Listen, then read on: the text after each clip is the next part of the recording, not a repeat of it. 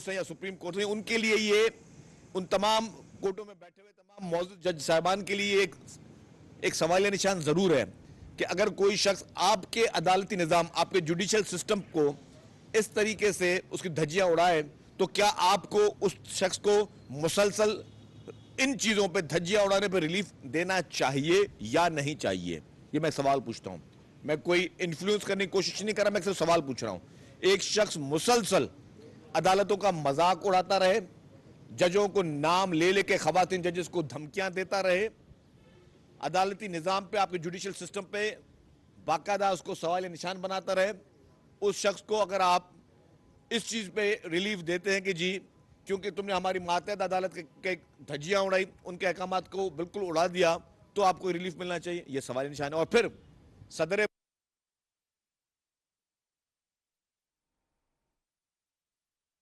وزیر اطلاعات سندھ شجیل انعام میمن کراچی میں میڈیا سے گفتگو کر رہے ہیں. ان کا کہنا تھا کہ عمران خان کو عدالتیں بلاتی ہیں تو وہ انکاری ہیں، وہ عدالتوں میں پیش نہیں ہونا چاہتے. عدالت نے ابھی عمران خان کو بلایا ہے، عمران خان قانون کی دھجیاں اڑا رہے ہیں. وزیر اطلاعات سندھ شجیل انعام میمن کا کہنا تھا کہ عمران خان کو عدالتیں بلاتی ہیں لیکن وہ پیش ہونے سے قاصر ہیں. لیڈرشپ نے انہی غیر آئینی آرڈرز پہ اپنے جان کی نذرانے دیے. شہید ذوالفقار علی بھٹو صاحب کا عدالتی قتل کیا گیا. پاکستان پیپلز پارٹی نے کبھی خدا نخواستہ عدالت میں کوئی حملہ نہیں کیا. شہید محترمہ بے نظیر بھٹو صاحبہ کو جب عدالتوں نے بلایا انہوں نے گرفتاریاں دی. محترم آصف علی زرداری کو جب ان کے لیے ضمانت ان کی منسوخ کی گئی تو انہوں نے آ کے گرفتاریاں دی. محترمہ فریال تالپور صاحبہ، ان کو کہا گیا، انہوں نے گرفتاری دی. ان کو تو عید کی رات کو جو ہے وہ ہاسپٹل سے جیل بھیجا گیا. کوئی ریزسٹنس پیپلز پارٹی نے نہیں کیا. پیپلز پارٹی کے بیشتر رہنما ہیں جن کو جب بھی ان کو گرفتار کیا گیا انہوں نے گرفتاریاں دی. کب پیپلز پارٹی نے یا کسی اور نے اس طرح ریزسٹنس کیا ہے؟ کیا ریزسٹنس کرنا کوئی بڑی بات ہے؟ میں دوبارہ دہرا رہا ہوں، یہ کوئی خوش فہمی میں نہ رہے کہ 200 400 500 یا 1000 آدمی جمع کرنا کوئی بڑی بات ہے. میں بڑا کھلی بات کر رہا ہوں. جب بولیں، جہاں بولیں، 1000 بولیں، 10,000 آدمی ہم لے کر آ سکتے ہیں اور اس سے زیادہ ریزسٹنس دے سکتے ہیں. لیکن کیا اس ملک میں اب یہ قانون چلے گا کہ ڈنڈے کا قانون چلے گا کہ آپ پولیس والوں پہ، وردی والوں پر آپ حملے کریں، ان کو زخمی کریں، آپ ملک کی مختلف فورسز پہ جو آپ حملے کریں، آپ اپنے لوگوں کو بولیں کہ ڈنڈے باہر لے کے آؤ، پتھر لے کے آؤ، گلیل لے کے آؤ، آپ لوگوں پہ حملے کریں، آپ اسٹیٹ سے لڑنے کی کوشش کریں. آپ یہ پیغام دے رہے ہو کہ آپ اسٹیٹ سے زیادہ اسٹرانگ ہو، اور آپ خود دے رہے ہو. یہ نہیں کہ آپ کے لیے کوئی نیچرل ریئیکشن ہو رہا ہے، آپ لوگوں سے اپیل کر رہے ہو کہ باہر نکلو اور مقابلہ کرو. مطلب آپ اسٹیٹ کے خلاف کوئی اعلان جنگ کر رہے ہو. آپ اتنے مضبوط ہو کہ آپ اسٹیٹ سے لڑنا چاہتے ہو، پاکستان کے قانون سے لڑنا چاہتے ہو، پاکستان کے قانون کی دھجیاں اڑانا چاہتے ہو. اور پھر آپ سبق کیا دے رہے ہو؟ کل کو پھر کسی شخص کو بھی کوئی پولیس والا کہیں روکے گا، بولے جی مجھے آپ کی گاڑی تلاشی دینی ہے، بولے نہیں تلاشی دوں گا. تم ہوتے کون ہو؟ کل کو کوئی عدالت کس کو بلائے جی، بولے جی نہیں عدالت میں جاؤں گا. کل کو ٹریفک سگنل پہ کوئی نہیں رکے گا، بولے میں کیوں رکوں؟ کون سا قانون اس ملک میں؟ آپ اس ملک میں لا قانونیت چاہتے ہو. آپ پولیٹیکل پارٹی سے اب اپنے آپ کو ملیٹنٹ آرگنائزیشن بنانے کی طرف لے کے جا رہے ہو.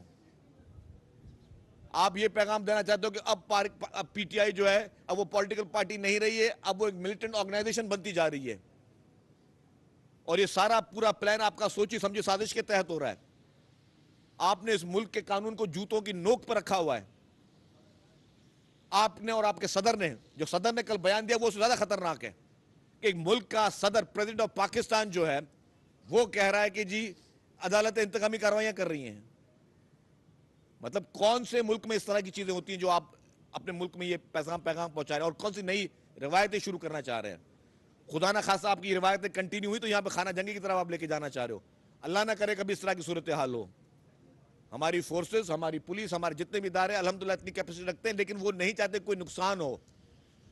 جو شرافت حکومت دکھا رہی ہے اس کو آپ حکومت کی کمزوری سمجھ رہے ہو، کیونکہ حکومت نہیں چاہتی کوئی نقصان ہو، کیونکہ آپ چاہتے ہو نقصان ہو. پہلے آپ نے پنجاب میں ایک غلط طریقے کا کیس پیدا کر کے اس کو مرڈر دکھانے کی کوشش کی، اور اب آپ کی مرضی کیا ہے؟ یہ واضح پیغام ہے. آپ چاہتے ہو کہ یہاں پہ خدا نہ خواستہ یہاں پہ خون خرابہ ہو، اور پھر آپ کو کوئی اور ڈرامہ کرنے کی جو ہے وہ ایک اور آپ کے لیے موقع پیدا کیا جائے. آپ چاہتے ہو نقصان ہو، آپ چاہتے ہو غریب عوام کو خدا نہ خواستہ نقصان ہو، لیکن نقصان نہیں ہونے دیں گے. سب بڑے کانشیس ہے، سب بڑے احتیاط سے کام لے رہے ہیں. کوئی اگر شریف آدمی طاقتور آدمی آپ کی گالی کا جواب آپ کی بدتمیزی کا جواب نہیں دے رہا تو یہ نہ سمجھے کہ وہ کمزور ہے, یہ سمجھے کہ وہ آپ سے زیادہ معتبر ہے, وہ آپ سے زیادہ میچور ہے, وہ نہیں چاہتا کہ آپ کی اس گنونی حرکت میں وہ آ جائے, وہ بھی آپ کو 2 جوتے مارے اور آپ کو سیدھا کرے. تو یہ آپ جس طرح اس پورے نظام کا تمسخر اڑا رہے ہیں, اس نظام کے لیے آپ کر رہے ہیں, کل کو یہ چیز سسٹین نہیں کرے گی کسی بھی صورت میں. اور میں کہتا ہوں یہ سوال نشان ہے تمام اعلیٰ عدالتوں کے لیے کہ ایسا شخص جو آپ کی عدالت اور آپ کے قانون کا اس طرح تمسخر اڑا رہا ہو, آپ کا مذاق اڑا رہا ہو, اس کی دھجیاں اڑا رہا ہے, دھجیاں اڑا رہا ہے, دھجیاں اڑا رہا ہے, اس شخص کو مسلسل ریلیف پہ ریلیف, تو پھر کل کو آپ یہ پریسیڈنٹ سب کے لیے کھول دیں گے. پھر کل کو کوئی بھی شخص کسی عدالت میں نہیں جائے گا اور کرے گا کیا, بس یہ جتھے بنائے گا, گروپس بنائے گا اور پھر انار کی طرف لے کے جائیں گے. تو یہ چیز میں سمجھتا ہوں کہ سب کے لیے سوال نشان ہے اور سب کے لیے یہ ایک باعث فکر ہے. آپ کا بس سب کو یہ دیکھ لینا چاہیے کہ لیڈر اور گیدڑ میں کیا فرق ہوتا ہے. وہ جو لیڈر کارکنوں کو کہتا تھا کہ جیل بھرو تحریک, اور آج انہی کارکنوں کو کہہ رہا ہے کہ جیل سے بچاؤ تحریک شروع کریں.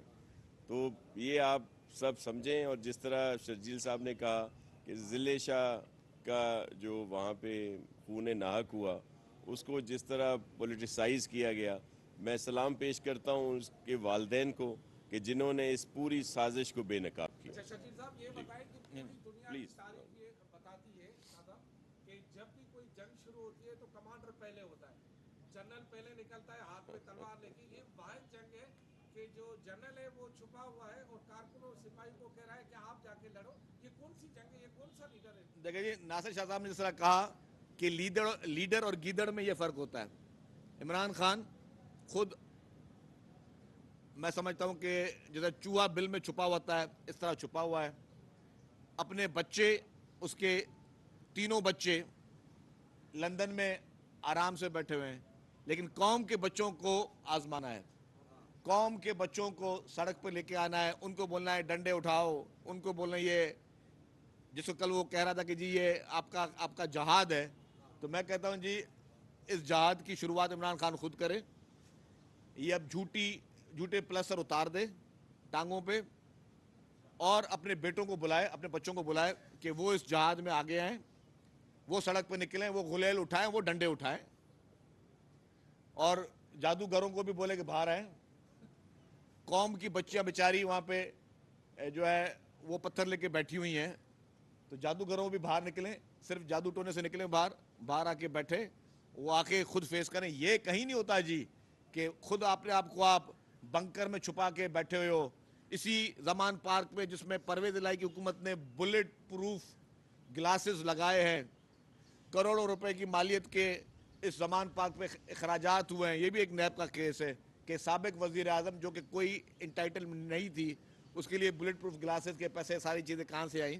تو یہ آپ پہ الگ ایک مقدمہ ہے, لیکن آپ خود تو بنکر میں بیٹھے اور قوم کے بچوں کو, معصوم بچوں کو باہر کر کے بیٹھے ہو. پہلے شروعات کرو اپنے گھر سے.